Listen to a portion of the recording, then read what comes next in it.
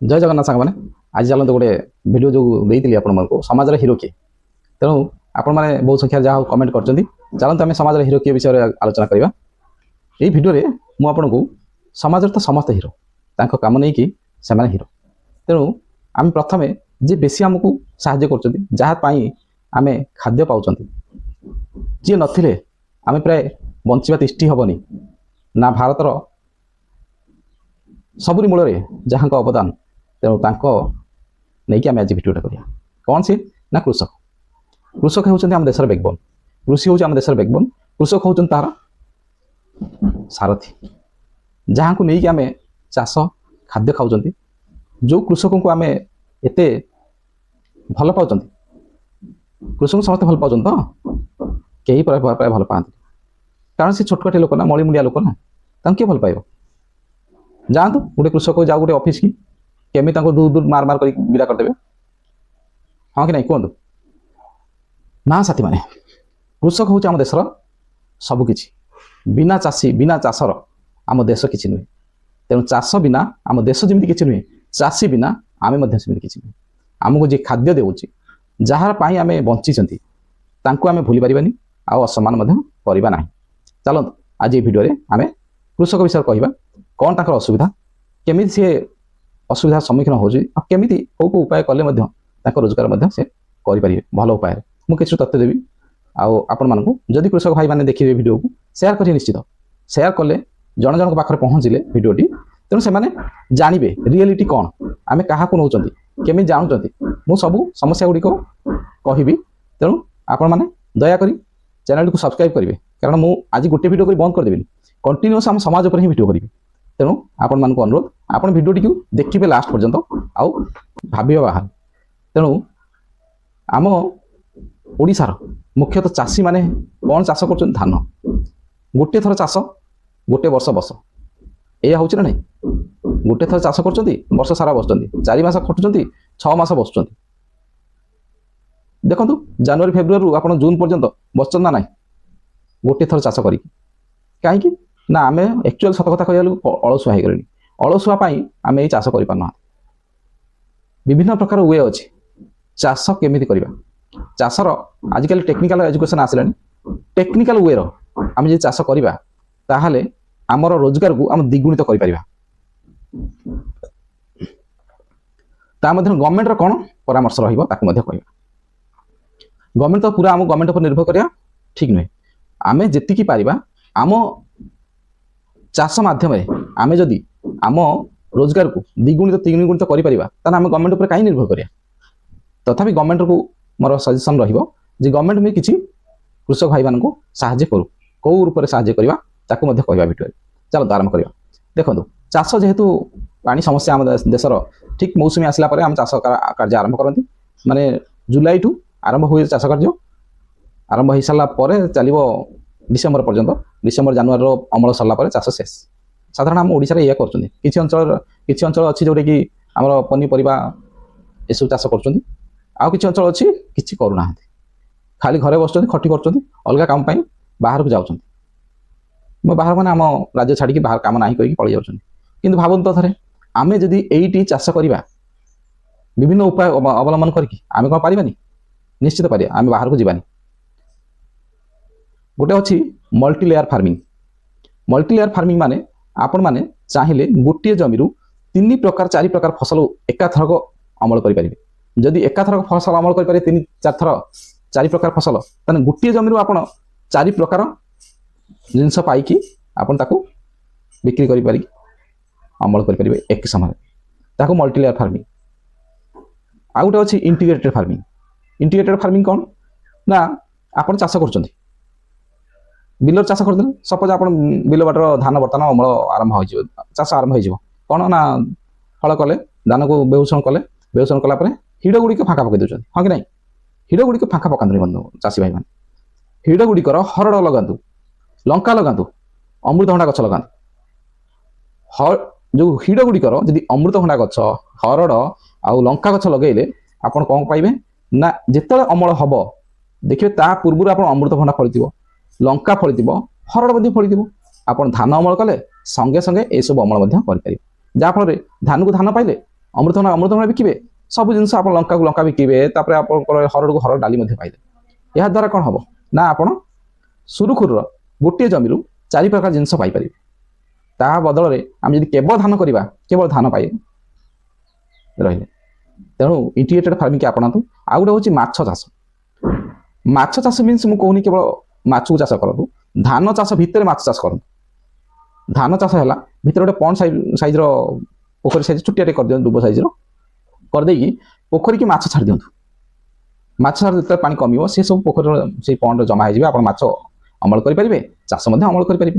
ଆପଣ ଯେଉଁ ମାଛ ମଳରୁ ଧାନ ମଧ୍ୟ ଭଲ ହେବ, ତାକୁ ମଧ୍ୟ କରିପାରିବେ। ଏଇଟା ହେଉଛି ଚାଇନାର ମାନେ ଭଲ ପ୍ରକାର ସେମାନେ ଚାଷ କରୁଛନ୍ତି ଏଇଭଳିଆ କରିକି। ତା ଆମ ଦେଶ କାହିଁ ଆପଣେଇବାନି। ଆଉ ଗୋଟେ ଫାର୍ମିଂ ଦେଖନ୍ତୁ, ଆପଣମାନେ ସବୁ ଶୁଣିଥିବେ ନା କ'ଣ, ଆପଣମାନେ ଶୁଣିଥିବେ ଯେ ମାଛ ଚାଷ ହେଉଛି ପଣ୍ଡର, ତା ଉପରେ କୁକୁଡ଼ା ଫାର୍ମ କରିଦେଉଛନ୍ତି। କୁକୁଡ଼ା ଫାର୍ମ ବଦଳରେ ଆମେ ଚାଷ ଲଗେଇବା, ଗଛ ଲଗେଇବା। କ'ଣ ଲଗେଇବା ନା ଭଲ ସେଟ୍ ଗୋଟେ କରିଦେବା, କରିଦେଇକି ତଳେ ମାଛ କଲେ, ଦ୍ୱିତୀୟରେ କ'ଣ କରିବେ ଲାଉ ଲଗେଇଦେଲେ, କାକୁଡ଼ି ଲଗେଇଦେଲେ, ଆମର ଜହ୍ନି ଲଗେଇଦେଲେ, କଲରା ଲଗେଇଦେଲେ। ଏସବୁ ଲଗେଇବା ଦ୍ୱାରା ତଳେ ମାଛ ଚାଷ ହେବ, ଉପରେ ତାର ସେ ଜାଗାଟା ଫାଙ୍କା ରହିବନି। ଯେଉଁ ପୋଖରୀ ରହିଲା, ଗୋଟିଏ ପୋଖରୀ ଆପଣଙ୍କୁ 3 ପ୍ରକାର ଚାଷ ଦେଇପାରିବ, ହଁ କି ନାହିଁ କହିଲେ। ତେଣୁ ଆପଣମାନେ ସେଇ ଜିନିଷକୁ ଗୋଟିଏ ଜାଗାରେ କେମିତି 2-3 ପ୍ରକାର ଚାଷ କରିପାରିବେ। ଇଏ ତ ଗଲା। ପୋକ ରୋଗ ଏସବୁକୁ କମ୍ କରିବା ପାଇଁ ଆପଣମାନେ ଭଲ ମଞ୍ଜି ୟୁଜ୍ କରନ୍ତୁ। ଆଉ ଗୋମୂତ୍ରରେ ମଞ୍ଜିକି ଧୁଅନ୍ତୁ, ଧୋଇକି ଆପଣ ଲଗାନ୍ତୁ। ଦେଖନ୍ତୁ ଗୋଟେ ଭଲ ମଞ୍ଜି, ସୁସ୍ଥ ମଞ୍ଜି ଲଗାଇଲେ ପୋକ କମ୍ ହେବ। ଆଉ ଯେତେ ଯଥା ସମ୍ଭବ ମ୍ୟାନୁଆଲ୍ ୟୁଜ୍ କରନ୍ତୁ। ଆପଣ ଯେଉଁ ଗୋବର ଖତ, ଭର୍ମି କମ୍ପୋଷ୍ଟ ଏକୁ ୟୁଜ୍ କରନ୍ତୁ। ଦେଖିବେ ପନିପରିବା ଏସବୁ ଜିନିଷରେ ଏସବୁ ୟୁଜ୍ ହେଇପାରିବ। ଧାନ ପାଇଁ ଅଣୁ ସାର ବ୍ୟବହାର କରନ୍ତୁ ବେଶୀ। ଆଉ କୀଟନାଶକ କମ୍ ସିଞ୍ଚନ କରନ୍ତୁ। ଆଉ କୀଟନାଶକ ସିଞ୍ଚନ କରିକି ଆପଣ ଧାନ ଚାଷ କଲେ ମାଛ ହିଁ ରହିବେନି, ଗୋଟିଏ ମାଛ ମରିଯିବେ। ତେଣୁ କୀଟନାଶକ ସିଞ୍ଚନ କମେଇ ଦେବେ। ଆଉ ଗୋଟେ ବିଷୟ କହୁଛି ଯେ ହଁ ଆମେ ଚାଷ କରିଦେଲେ, ଆପଣମାନେ କହିବେ ଚାଷ ତ କରିଦେଲୁ, ସବୁ ତ ଫଳ ହେଇଗଲା, ପ୍ରବଳ ଟମାଟୋ ସମୟରେ ପ୍ରବଳ ଟମାଟୋ ହେଲା, ଟମାଟୋ କିଲୋ 2 କିଲୋ 2 ଟଙ୍କାରେ ବିକୁଛୁ, ଆମେ କ'ଣ ପାଇପାରୁଛୁ ମୂଲ୍ୟ? ଏକ୍ଜାକ୍ଟଲି କହିବାକୁ ଯାଉଛି ନା, ଆପଣ ସରକାରଙ୍କୁ ଏଇଟା ଅନୁରୋଧ କରିବ ଯେ ଶୀତଳ ଭଣ୍ଡାର ଶୁଣି ଆସୁଛି ଓଡ଼ିଶାର ଯେ 2016 ମସିହାରୁ ଶୀତଳ ଭଣ୍ଡାର ହେବ ବ୍ଲକରେ ଗୋଟେ ଶୁଣି ଆସୁଛି। ଧନ୍ୟ, ଏପର୍ଯ୍ୟନ୍ତ ମୁଁ ପ୍ରତି ବ୍ଲକରେ ଗୋଟେ ଶୀତଳ ଭଣ୍ଡାର ହେଇନାହିଁ, କିଛିଟା ହେଇଛି କିନ୍ତୁ ସେ ତାହା ପର୍ଯ୍ୟାପ୍ତ ନୁହେଁ। ତେଣୁ ମୁଁ ଗୋଟେ ଭାବିଛି ଯେ ଯଦି ପ୍ରତ୍ୟେକ ଚାଷୀଙ୍କୁ ଠିକ୍ ଭାବରେ ଶୀତଳ ଭଣ୍ଡାର ଯୋଗାଇ ଦିଆଯିବ, ଇଣ୍ଟିଗ୍ରେଟେଡ୍ ଶୀତଳ ଭଣ୍ଡାର, ତାହେଲେ ପ୍ରତ୍ୟେକ 5-6 ଏକର ଚାଷ କରୁଛନ୍ତି ତାଙ୍କ ପାଇଁ ଗୋଟେ ଶୀତଳ ଭଣ୍ଡାର କରାଯିବ ଛୋଟ ତାଙ୍କ ଘରେ।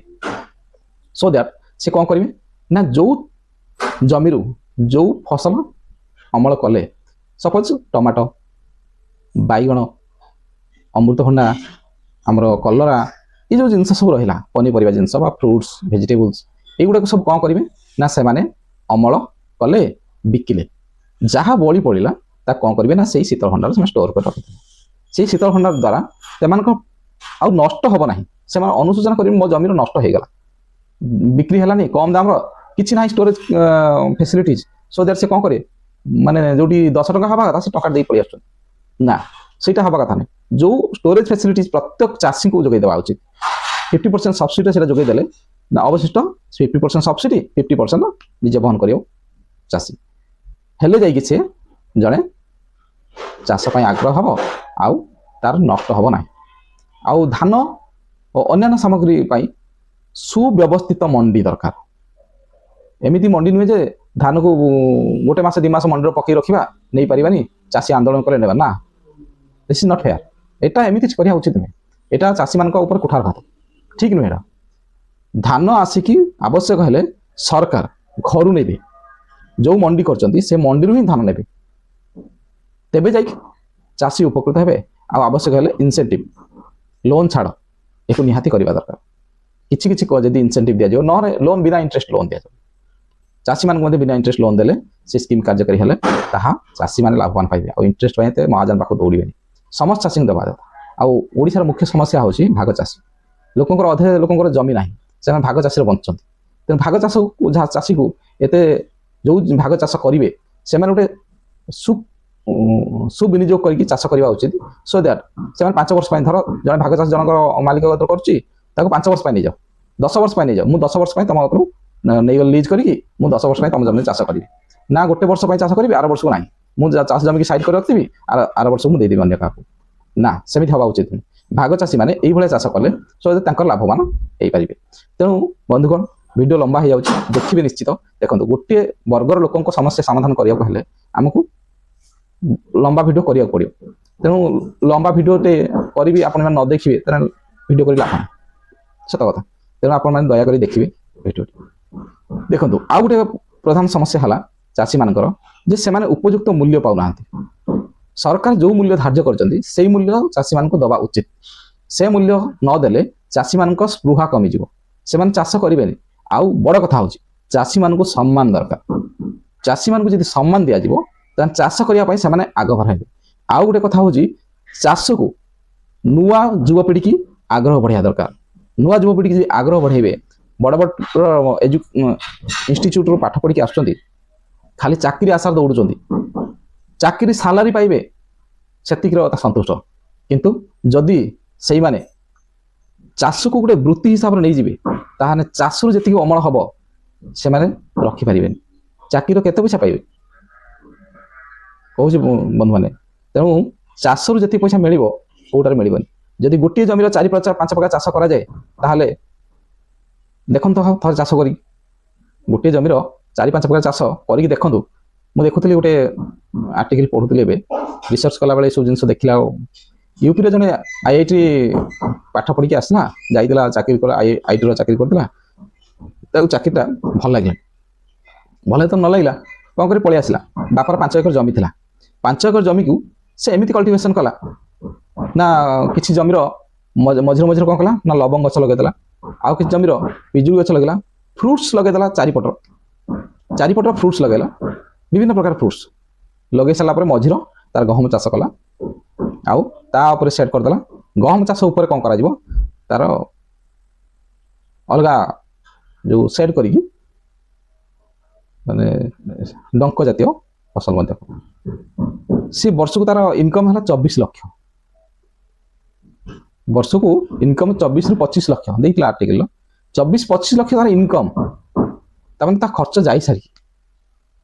ହିସାବ କରନ୍ତୁ ସେ କେତେ ଟଙ୍କା ଘରେ ରହିଲା, ଆରାମସେ ତାର ଭର୍ମି କମ୍ପୋଷ୍ଟ ୟୁଜ୍ କଲା, ସବୁ ଖର୍ଚ୍ଚ କରିସାରିଲା ପରେ ତାର 24 ଲକ୍ଷ ଖାଲି ବଳୁଛି ଆର୍ଟିକଲ ପବ୍ଲିଶ ହେଇଥିଲା। ତେଣୁ ଆପଣ ଭାବନ୍ତୁନି ଯେ ଚାଷର କିଛି ନାହିଁ। ଆଉ ଚାଷର ମୂଲ୍ୟ ଆପଣମାନେ ନିଜେ ବୁଝିଥିବେ, ନିଶ୍ଚିତ ବୁଝିଥିବେ। ଆଉ ଗୋଟେ ସମୟ ଖଟିକି ଆଉ ଗୋଟେ ସମୟ ଯାଇ ଖଟି କରିବା, ଏଇଟା ଚାଷୀର ମୂଲ୍ୟ ନୁହେଁ। ଖଟନ୍ତୁ, ଖଟି କରନ୍ତୁ ମଧ୍ୟ, କିନ୍ତୁ ସମୟକୁ ଉପଯୋଗ କରନ୍ତୁ। ଆଉ ସେଥିପାଇଁ ଆପଣମାନଙ୍କୁ ମୋର ଅନୁରୋଧ, ଆପଣମାନେ ଗୋଟିଏ ପ୍ରକାର ଚାଷରେ ନିବୃତ୍ତ ରୁହନ୍ତୁ। ଯଦି କରୁଛନ୍ତି ଗୋଟିଏ ଜମିର 2ରୁ 3 ପ୍ରକାର ଚାଷ କରନ୍ତୁ। ଏହି ସମୟର ଆରମ୍ଭ ହେଉଛି ଜୁଲାଇ ମାସରୁ। ହରଡ଼ ବୁଣି ଦିଅନ୍ତୁ, ହରଡ଼ ଗଛ ଲଗାଇ ଦିଅନ୍ତୁ ହିଡ଼ରେ। ତା ସହିତ ଆପଣ ଲଙ୍କା ଗଛ ଲଗାଇ ଦିଅନ୍ତୁ, ଅମୃତଭଣ୍ଡା ଗଛ ଲଗାଇ ଦିଅନ୍ତୁ ହିଡ଼ ମାନଙ୍କରେ। ବିଲରେ ତ ଧାନ ହେବ, ଆଉ କ'ଣ ଅଛି। କରିକି ଦେଖନ୍ତୁ, ଥରେ ଗୋଟେ ବର୍ଷ କରିକି ଦେଖନ୍ତୁ, ଭଲ ହେଉଛି ଖରାପ ହେଉଛି। ହଉ, ଆଜି ପାଇଁ ଏତିକି। ଆପଣମାନଙ୍କୁ ଆଉ କିଛି ରହିଲା ତଥ୍ୟ ଯେ ଚାଷୀମାନଙ୍କ ଉପରେ ମୁଁ ପରବର୍ତ୍ତୀ ଭିଡ଼ିଓରେ କହିବି। ଧନ୍ୟବାଦ। ତେଣୁ ଆପଣମାନଙ୍କୁ ଆଉ ଥରେ ଅନୁରୋଧ, ଭିଡ଼ିଓଟି ପୁରା ଦେଖିବେ ଆଉ ସେୟାର କରିବେ ନିଶ୍ଚିତ। ଧନ୍ୟବାଦ।